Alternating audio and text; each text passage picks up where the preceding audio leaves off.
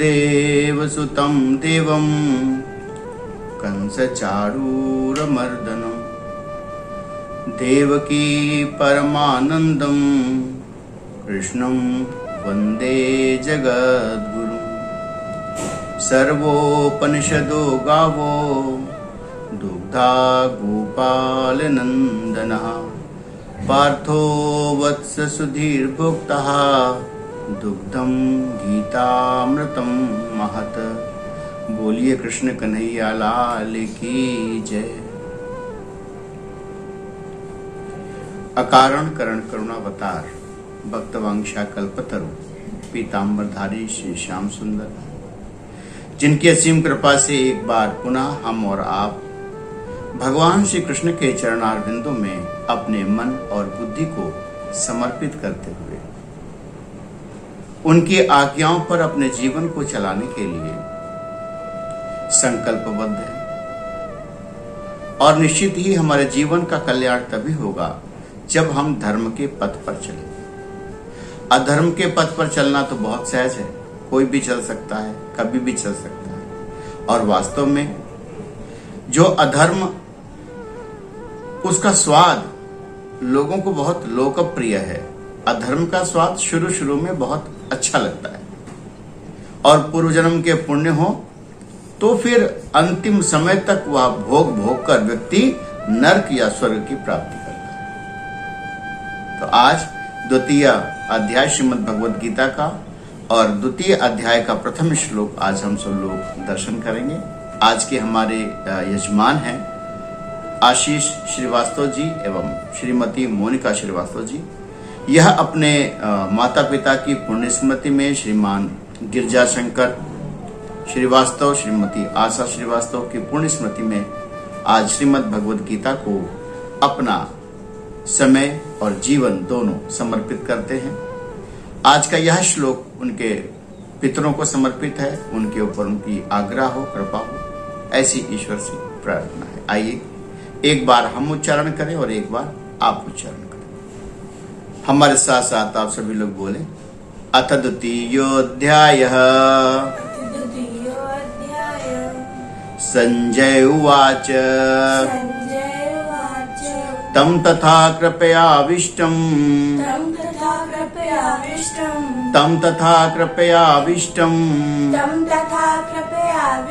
अश्रुपूर्णाकुलेक्षणम्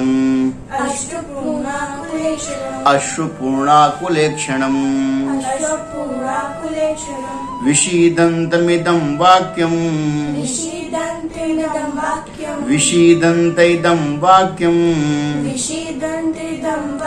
उवाच मधुसूदन।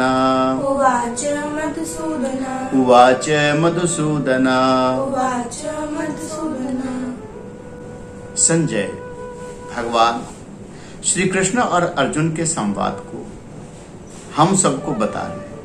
यदि संजय ने न देखा होता तो धृतराष्ट्र को न बताते, और धृतराष्ट्र को न पता चलता तो हमें आपको कैसे पता चलता। धृतराष्ट्र की बात दुनिया ने जानी, संजय की बात दुनिया ने जानी। महर्षि वेदव्यास को कोटिशः धन्यवाद, उनके चरणों में कोटि कोटि प्रणाम कि उन्होंने यह गुह्य ज्ञान भगवान का हमारे और आपके बीच उपलब्ध कराया। संजय कह रहे हैं कि प्रभु, अर्जुन को जब मैंने देखा तो उनकी आंखों में कुछ करुणा थी, अश्रुपूर्णा कुलेक्षण। उनके मन में जो करुणा थी, उस करुणा को मैंने देखा। करुणा, भगवान कहते हैं कि यह तो मेरा ही स्वरूप। जिन जिन लोगों के मन में करुणा होती है वह लोग बड़े अच्छे होते। करुणा एक भक्ति का सहज भाव है, तभी तो भगवान को करुणावतार कहा गया। भगवान शिव की जब हम लोग पूजा करते हैं तो कहते हैं करुणावतार।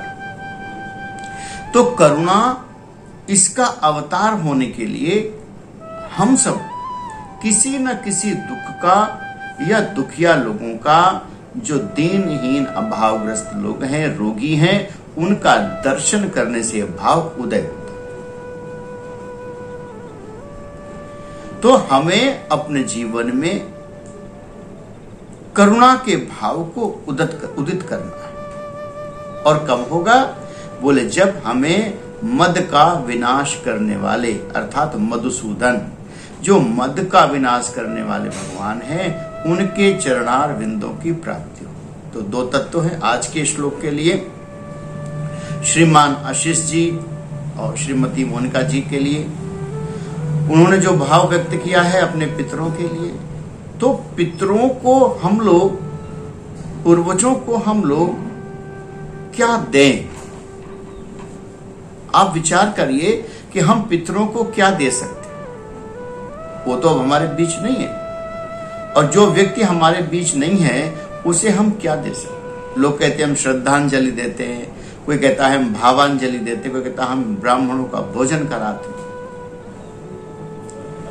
हमें जो कुछ भी वैदिक बातें बताई गई, पुराणों की बातें बताई गई, वो तो हम उनको बताएं ही, साथ साथ यह देखें कि उनके भीतर सद्गुण कितने थे।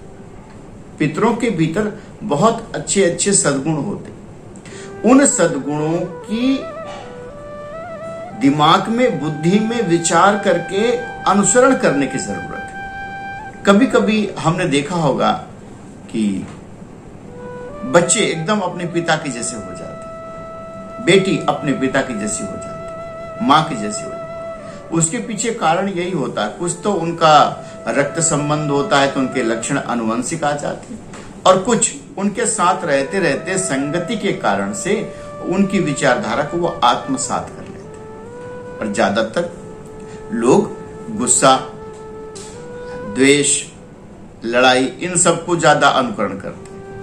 लेकिन हमें अपने पितरों के वह गुण अनुकरण करना है जिनको समाज ने मान्यता दी, सेवा का भाव, दया का भाव, करुणा का भाव। अर्जुन के भीतर आज करुणा उदित हो रही है, और वह करुणा ऐसी करुणा है जिसके कारण से पूरा पांडव वंश अर्जुन की सुहृदता को जानता है।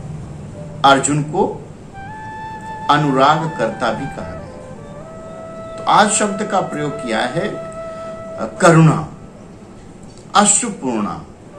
ये आंसू कब आ जाते हैं? आंसू दो कारण से आते हैं। एक तो आंसू तब आते हैं जब कोई हमारी प्रिय चीज हमसे बिछड़ जाए, अलग हो जाए, चाहे वो जीवित हो, चाहे वो जड़ पदार्थ हो।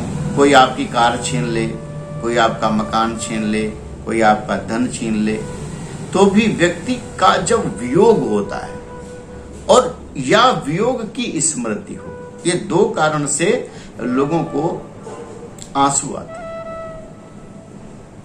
वियोग या वियोग की स्मृति सुखद भी हो सकती है और दुखद।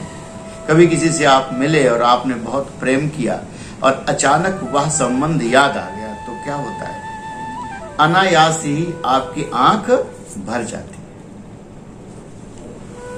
आंख भर जाती है। तो जैसे ही आंख भरती है तो श्वास की गति बदल जाती है। आप ध्यान दें, आपने अगर अभी तक ध्यान नहीं दिया तो अब ध्यान देना कि जैसे ही आपके आंख में आंसू आएगा, करुणा का भाव आएगा, आपके श्वासों की गति बदल जाएगी। और बिना श्वासों की गति बदले कोई रो नहीं सकता। श्वास थोड़ी गर्म हो जाती है, छोटी हो जाती है, नाभि से श्वास आने लगती है। भगवान सब पर कृपा करते, यह भाव सबके भीतर आता है। और जब यह भाव आए तो ईश्वर को याद करना चाहिए। ईश्वर के बारे में लिखा गया है, गोस्वामी तुलसीदास जी ने लिखा है कि कबहू ककरि करुणा नर देही। और जब भगवान को करुणा आई तो उन्होंने हमें मनुष्य बना दिया, नहीं तो कहीं हम कुत्ता बनकर घूम रहे होते, गाय बनकर घूम रहे होते। तो आज भगवान ने यदि करुणा किया तो हमें मनुष्य बनाया, और हम जब करुणा करें तब हमारे आसपास रहने वाले लोगों के ऊपर हमारा उपकार, हमारी सेवा बढ़ जानी चाहिए। भगवान के साथ रहने वाले अर्जुन, उनके भीतर करुणा का उदय हुआ। शबरी के भीतर करुणा का उदय हुआ, महात्मा बुद्ध के भीतर करुणा का उदय हुआ। जब महात्मा बुद्ध के भीतर करुणा का उदय हुआ तो उन्होंने क्या काम किया, पूरे विश्व में जितने लोग थे उन सबको अपनत्व दिया, प्रेम दिया, सेवा की। और जिस दिन हमारे आपके भीतर करुणा उदय होती है तब हम लोग क्या करते हैं, सारी दुनिया हमें अच्छी लगती है और उस अच्छी दुनिया में हम लोग सेवा के कार्य करते हैं। कोई दान बांटता है, कोई बिस्किट खिलाता है, कोई लोगों को भोजन कराता है। अभी कोरोना काल में हमने देखा लोगों ने अपनी बैंकें खोल दी, सब प्रकार की सेवा करने दौड़ पड़े। लेकिन सेवा किसकी करना चाहिए? जब आपके भीतर करुणा उदय हो तो करुणा उदय होने पर आप भावुकता से जल्दी जल्दी में कहीं कुछ गलत न कर जाए। सेवा भी उनकी करनी है जो सेवा के पात्र हैं। अर्जुन भी जब सेवा करता है तो उनकी करता है जिनकी सेवा करने की शास्त्रों में आज्ञा दी गई। किनकी करना चाहिए? बोले आपको विद्यार्थियों की सेवा करनी चाहिए, वृद्धों की सेवा करनी चाहिए जिनकी सेवा कोई नहीं करता, छोटे छोटे बच्चों की सेवा करनी चाहिए जो अपने आप चल नहीं पाते, वृक्षों की सेवा करनी चाहिए, पशुओं की सेवा करनी चाहिए। और पशुओं में भी कौन? बोले गाय। मनुष्यों में भी कौन? बोले जो भजनानंदी हो, जो भजन करते हो, जो दूसरों के लिए अच्छे काम करते हो, उनकी सेवा करनी चाहिए। उससे आपका पुण्य कई गुना बढ़ेगा। वैसे तो आप किसी को भी सड़क पर पड़ा देखें और आप उसकी सेवा कर दें तो बहुत अच्छा रहेगा, इसमें कोई बुराई नहीं है, करना चाहिए। पर विशेष फल तब मिलता है जब कोई साधु हो, महापुरुष हो, भजन में लगा हुआ है, वो माला का जाप कर रहा है और उसे भोजन की भी चिंता नहीं है और आपने उसके लिए भोजन की व्यवस्था करके समुचित समय पर उसको उपलब्ध करा दिया तो वह पुण्य कई गुना बढ़ जाता है। जब हम अपने पितरों को प्रसन्न करना चाहते हैं तो क्या करते हैं? उनकी विचारधारा को आत्मसात करते हैं, वह विचारधारा जो उन्होंने अपने जीवन में जी। हम इस प्रकार से अपने पितरों को, अपने पूर्वजों को तृप्त कर सकते हैं जब हम उनके द्वारा सोची हुई चीजें, जैसे उन्होंने कभी सोचा था कि बेटा हमें मंदिर बनाना है और वो सोचते सोचते ही शरीर छोड़कर चले। उन्होंने सोचा था कि बेटा हम एक दिन अपने यहाँ कुआं बनवाएंगे, लोगों के पानी की व्यवस्था करेंगे, और सोचते सोचते चले। या उन्होंने सोचा कि हम कोई धार्मिक आयोजन कराएंगे, श्रीमद् भागवत कथा कराएंगे, रामायण का पाठ कराएंगे, गीता का पाठ कराएंगे। और जो व्यक्ति गए हुए पूर्वजों की इच्छा को पूरी करता है तो इंद्रादिक देवता उनके ऊपर अमृत वर्षा करते हैं, क्योंकि इंद्र के पास ही अमृत है, उसकी कनिष्ठिका में अमृत है। ये तो लंबी कथा है कि अमृत इंद्र के पास कैसे पहुंचा, वो तो गरुड़ महाराज लेकर के गए, तो वो लंबी कथा है। बस इतना हमें समझे कि यदि हमने अपने पितरों की इच्छा जो उनकी अधूरी है या कुछ श्रम उन्होंने किया था, जैसे मंदिर बनवाया और थोड़ा अधूरा रह गया तो उसे हमें रंग रोगन कराना है, अच्छा कराना है, तो जब यह करुणा उदित तो होगी, जब ऐसा भाव बनेगा तो ईश्वर की अनुकंपा, ईश्वर की कृपा हमारे ऊपर। ईश्वर बड़े कृपालु, दयालु, बड़े अच्छे भाव हैं। तो भगवान की करुणा को प्राप्त करने के लिए मनुष्यों ने, संतों ने, भक्तों ने ईश्वर को याद करते करते अपने जीवन को आगे बढ़ाया। इस श्लोक में यह बताया गया है कि जब भगवान कुछ बोले तो उसे समझना चाहिए और हमें समझकर अपने जीवन को आगे बढ़ाना चाहिए। पितरों की बात, जब हमारे पितर अपनी अधूरी इच्छाओं को हमारे लोगों के शरीर से पूरा होते हुए देखते हैं तो इंद्र अमृत की वर्षा करते हैं, ब्रह्मादिक देवता प्रसन्न होते हैं और हमें अपने कुल की वृद्धि का आशीर्वाद देते हैं। और भगवान अपने भक्त के लिए कभी कभी सुंदर वाक्य बोलते, सुंदर बातें कहते। भगवान हमारे आपके लिए दिन भर बोलता है, दिन भर बोलता है, पर हमें वह कान नहीं मिल पाते जिससे हम उनकी बातों को सुन और समझ सके। वह मन हमारे पास नहीं है जो भगवद आज्ञा का, भगवतीय बातों को हम श्रवण कर सके। विषिदंत एकदम वाक्यम, भगवान जो बोलते हैं उस बात को हम समझ नहीं पाते। वो प्रकृति से, पेड़ों से, वृक्षों से, जल से, मनुष्यों से, पशुओं से बार बार कुछ कहता है, कुछ कहता है। एक बार गोस्वामी तुलसीदास जी रामचरितमानस लिख रहे थे और उन्होंने ऐसा लिखा कि सब में भगवान होते हैं, ऐसा मेरा मन कहता है। और रामचरितमानस में उन्होंने लिख दिया कि प्रभु सम मैं देखहूं जगत, सिय राम मैं सब जग जानी, करहु प्रणाम जोरी जुग पानी। तो सोचने लगे जब भगवान ने बताया है कि सब में भगवान है, तो लाओ इसका प्रयोग करके देखें। एक दिन जा रहे थे रास्ते में, तो क्या देखते हैं कि एक मारने वाला सांड बैल भागता जा रहा था। लोग उससे बच बच कर, कोई पेड़ पर चढ़ रहा था, कोई किसी मकान में प्रवेश करता था। तुलसीदास जी ने पूछा कि यह क्या लीला है भगवान, इसमें आप नहीं हो क्या? तो जवाब नहीं मिला, तो उसी तरफ बढ़ गए जिस तरफ वो सांड था। एक वृद्ध व्यक्ति आया और उसने कहा कि बेटा उधर मत जाना, वह मारने वाला सांड है और तुम्हें मार देगा, सावधान मत जाओ। उसकी बात न सुनी और वो सांड के पास गए।